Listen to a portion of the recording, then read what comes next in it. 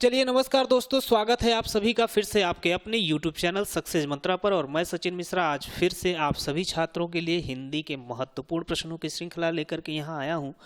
और आज की जो महत्वपूर्ण प्रश्न है ये लगभग कई सारे एग्जाम में पूछे जा चुके हैं और ये सारे के सारे प्रश्न वाक्यांशों के लिए एक शब्द पर आधारित हैं। ठीक है, तो चलिए फटाफट प्रश्नों को देखते हैं बारी से। देखिए हमारा प्रश्न है, जो पूजा के योग्य हो उसे कहा जाएगा, क्या कहा जाएगा? जो पूजा के योग्य हो उसे क्या कहा जाएगा? ऑप्शन पूजनीय, पूज्य, पूजनीय, पूजनीय। तो यहाँ पे सही जवाब होगा आपका पूजनीय। ठीक है, ऑप्शन ए यहाँ सही जवाब होगा आपका पूजनीय। ठीक है, ऑप्शन ए सही होगा। चलिए आगे बढ़ते हैं, फटाफट देखते हैं अगला क्वेश्चन क्या है। हमारा अगला प्रश्न है, वह स्त्री जिसका पति परदेश से आने वाला हो, ठीक, उसके लिए एक शब्द क्या है? तो जिसका पति परदेश से आने वाला होता है उसके लिए एक शब्द होता है आगमिष्यत पतिका। ठीक, आगमिष्यत पतिका देखिए यहाँ पे कौन से ऑप्शन में है? आगत पतिका, प्रव्रत्स्यत पतिका, प्रेषित पतिका, आगमिष्यत पतिका। हाँ, ये आगमिष्यत पतिका, सॉरी आगमिष्यत पतिका यहाँ पे सही होगा। ठीक है, ठीक, यहाँ पे सही जवाब क्या होगा? आगमिष्यत पतिका। ठीक, संस्कृत का शब्द है आगमिष्यत पतिका। ठीक, चलिए अगला प्रश्न ध्यान देंगे क्या है। हमारा अगला प्रश्न है, जिसका कोई शत्रु पैदा ही नहीं हुआ हो। ठीक, जिसका कोई शत्रु पैदा ही नहीं हुआ हो, ऐसे शब्द के लिए उसके लिए क्या प्रयोग करेंगे? अजात शत्रु। देखिए है कहीं जी, ऑप्शन बी में यहाँ पे आपको देखने को मिल रहा है अजात शत्रु। ठीक, जिसका कोई शत्रु पैदा ही नहीं हुआ हो। ठीक, यहाँ एक शब्द होगा अजात शत्रु, ऑप्शन बी सही होगा। नेक्स्ट क्वेश्चन देखते हैं क्या है। हमारा अगला क्वेश्चन है, कृतज्ञ शब्द का सही अर्थ क्या है? दोस्तों कृतज्ञ शब्द का सही अर्थ हुआ होता है कि जो उपकार किए गए उपकार को नहीं मानता है उसको कृतज्ञ बोलते हैं। ठीक है, तो यहाँ पे देखिए जो उपकार नहीं करता, जो किए हुए उपकार को नहीं मानता, ऑप्शन बी देख रहे हैं, जो किए हुए उपकार को नहीं मानता, तो यहाँ ऑप्शन बी सही होगा। ठीक, कृतज्ञ शब्द का सही अर्थ है ऑप्शन बी, जो किए हुए उपकार को नहीं मानता। अगला क्वेश्चन है फटाफट, गतानुगतिक शब्द का सही अर्थ क्या है? मैं आपको बताते चलूं, गतानुगतिक का सही अर्थ होता है कि जो प्राचीन आदर्श के अनुसार चलता हो। ठीक है, यहाँ पे प्राचीन आदर्श के अनुसार चलने वाला ऑप्शन ए में ही आपको देखने को मिल रहा है। ऑप्शन ए यहाँ पे प्राचीन आदर्श के अनुसार चलने वाले को गतानुगतिक कहते हैं। ठीक, ऑप्शन ए यहाँ पे सही होगा। फटाफट इसको क्लियर करते हैं और देखते हैं हमारा अगला प्रश्न क्या कह रहा है। अगला प्रश्न है हमारा कि रंगमंच पर पर्दे का पीछे का स्थान क्या कहलाता है? रंगमंच पर पर्दे के जो पीछे का स्थान होता है उसको क्या बोलते हैं? ठीक, पृष्ठमंच, दर्शक दीर्घा, नेपथ्य या कलाकार दीर्घा। ठीक, तो यहाँ पे सही जवाब होगा आपका ऑप्शन सी, नेपथ्य। ठीक, रंगमंच पर पर्दे का पीछे का जो स्थान होता है उसे नेपथ्य बोलते हैं। इसको क्लियर करते हैं और देखते हैं हमारा अगला प्रश्न क्या है।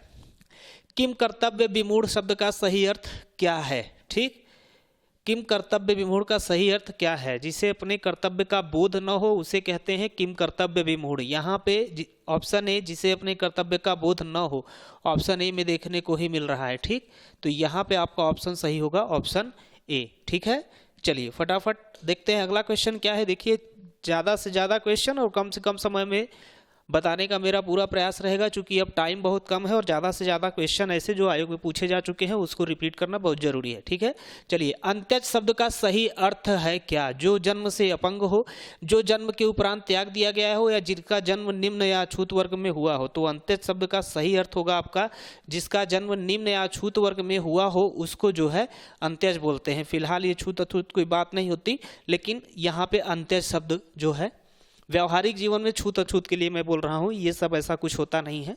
ठीक, लेकिन यहाँ पे अंत्यज का जो वास्तविक अर्थ होगा जिसका जन्म निम्न या छूत वर्ग में हुआ हो। ठीक, चलिए अगला क्वेश्चन क्या है।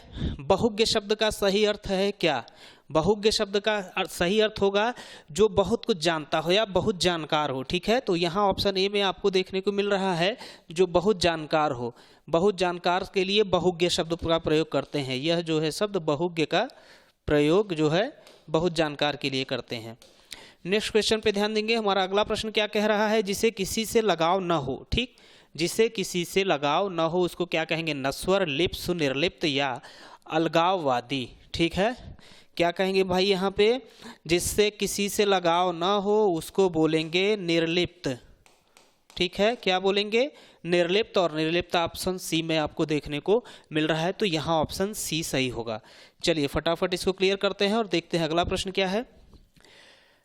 जो कुछ जानने की इच्छा रखता हो उसको क्या बोलते हैं? जो कुछ जानने की इच्छा रखता हो यानी उसको जिज्ञासु बोलते हैं। ठीक है, तो यहाँ जिज्ञासु आपको पहले ही ऑप्शन में देखने को मिल रहा है, ऑप्शन ए में। ठीक, जिज्ञासु ऑप्शन ए में आपको देखने को मिल रहा है, तो ऑप्शन ए यहाँ पे सही होगा, जिज्ञासु, जो कुछ जानने की इच्छा रखता हो।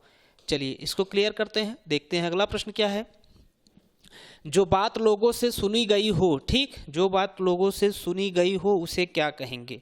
ठीक, उसको बोलते हैं किंवदंती। ऑप्शन ए अश्रुति, सर्वप्रिय, लोकोक्ति, किंवदंती। ठीक है, यहाँ पे ऑप्शन डी में आपको किंवदंती देखने को मिल रहा है, तो ऑप्शन डी यहाँ पे सही होगा, किंवदंती, जो बात लोगों से सुनी गई हो। ठीक, यहाँ पे किंवदंती। ठीक, चलिए अगला क्वेश्चन है हमारा, सबके समानाधिकार पर विश्वास। ठीक है, सबके समानाधिकार पर विश्वास के लिए एक शब्द क्या होता है? शब्द होता है समाजवाद। ठीक है, समाजवाद आपको कौन से ऑप्शन में मिल रहा है? अधिकारी समाज, हाँ यहाँ बी ऑप्शन में आपको समाजवाद मिल रहा है। ठीक है, ऑप्शन बी में समाजवाद मिल रहा है, तो यहाँ पे आपका ऑप्शन बी सही होगा, समाजवाद, सबके समानाधिकार पर विश्वास, समाजवाद। चलिए अगला क्वेश्चन है हमारा, रजोगुण वाला, जो रजोगुण वाला हो उसको क्या बोलेंगे? राजसिक शब्द किसी ऑप्शन में आपको देखने को मिल रहा है, तामसिक, राजसिक, हाँ ऑप्शन बी में ही आपको राजसिक शब्द देखने को मिल रहा है। जो रजोगुण वाला होता है, ठीक, उसको राजसिक बोलते हैं। ठीक है, तो यहाँ पे ऑप्शन बी आपका सही है। बढ़ते हैं नेक्स्ट क्वेश्चन की ओर, देखते हैं अगला प्रश्न क्या कह रहा है। जिसकी आशा न की गई हो, ठीक है, जिसकी आशा न की गई हो उसे कहा जाता है क्या? ठीक, उसे क्या कहा जाएगा? आप देखिए ऑप्शन में क्या है।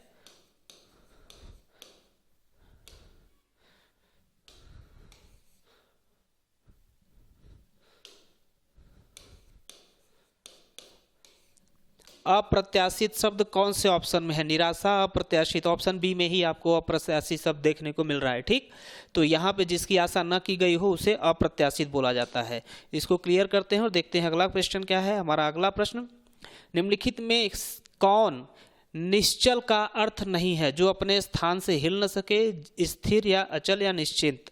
जाहिर सी बात है यहाँ निश्चल का अर्थ क्या नहीं है? निश्चित। ठीक, निश्चित जो है यह निश्चल का अर्थ नहीं है। ठीक, बाकी सब निश्चल के अर्थ हैं। अगला क्वेश्चन ध्यान देंगे, हमारा अगला क्वेश्चन क्या है। पेट की आग के लिए उचित शब्द क्या है भाई? पेट की आग के लिए उचित शब्द क्या है?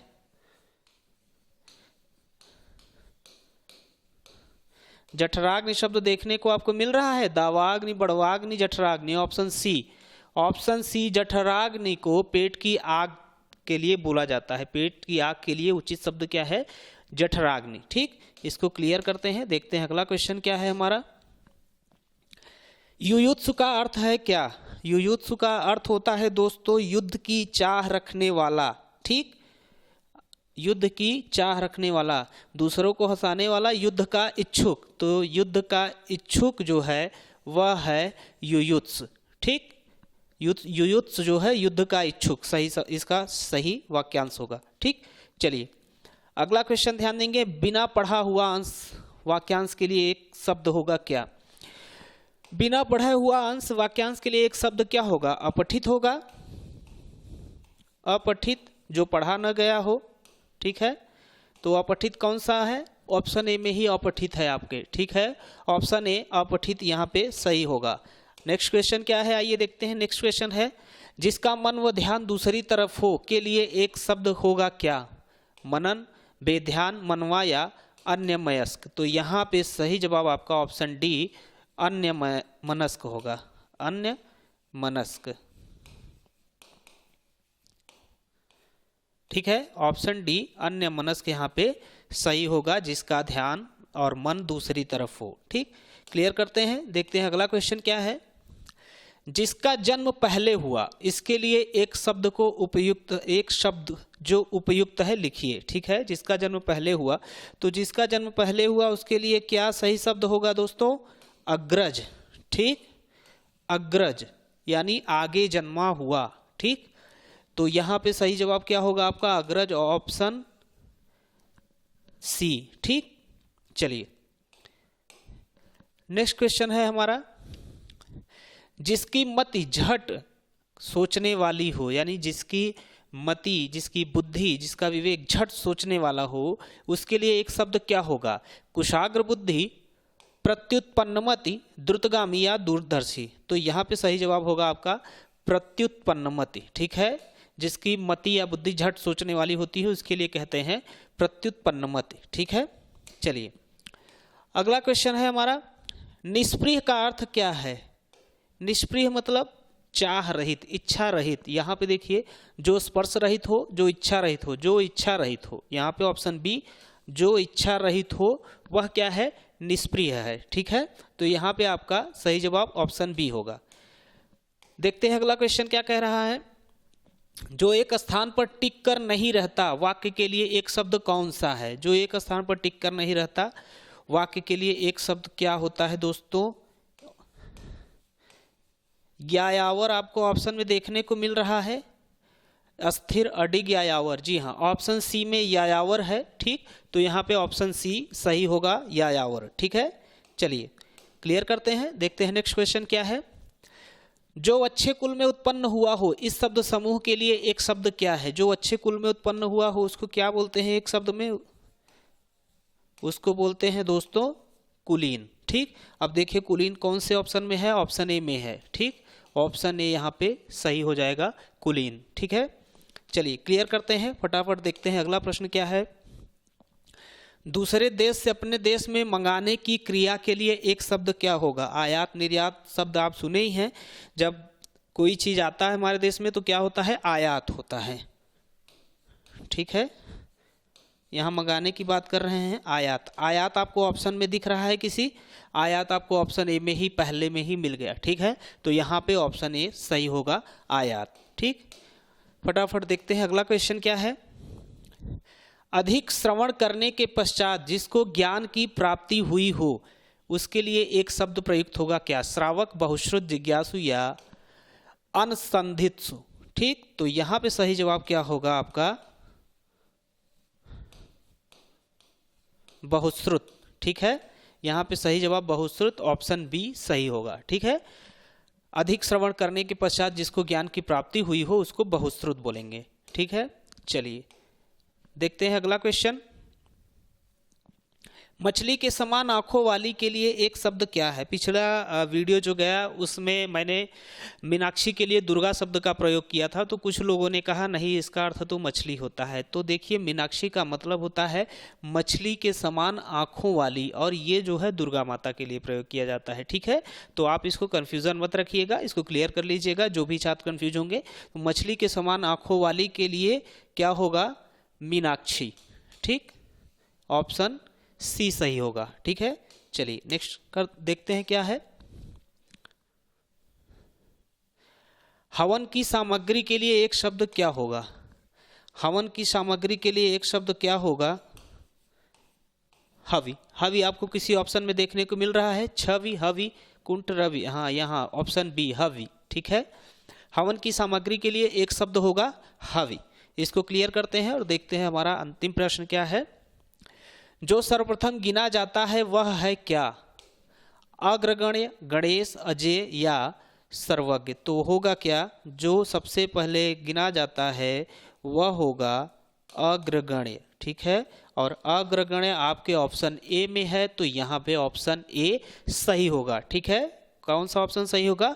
Option A. तो इस तरह से दोस्तों यह काफ़ी इंपॉर्टेंट प्रश्नों की श्रृंखला चैनल के माध्यम से आप सभी छात्रों के लिए प्रेषित की जा रही है, और आप सभी छात्रों से रिक्वेस्ट है कि वीडियो को जरूर देखें और पूरा देखें, क्योंकि ये सारे क्वेश्चन जो है कई सारे एग्जाम में पूछे जा चुके हैं, और ज़्यादातर मेरा प्रयास रहा है कि जो आरओ में पूछे गए हैं क्वेश्चन, उस टाइप के क्वेश्चन आपके सामने रखूँ मैं। तो फिलहाल इस वीडियो में इतना ही। बेस्ट ऑफ लक आप सभी साथियों को। जो भी इस एग्ज़ाम को फेस करने वाले हैं उन सभी के लिए मेरी बहुत बहुत शुभकामनाएं। और 1-2 दिन और बचा है, तो उसमें आप जो है वीडियो का पूरा एकदम लाभ उठाएं, जो भी क्वेश्चन है, जो भी कंटेंट है, ठीक है। फिलहाल वीडियो में बने रहने के लिए आप सभी साथियों का बहुत बहुत धन्यवाद।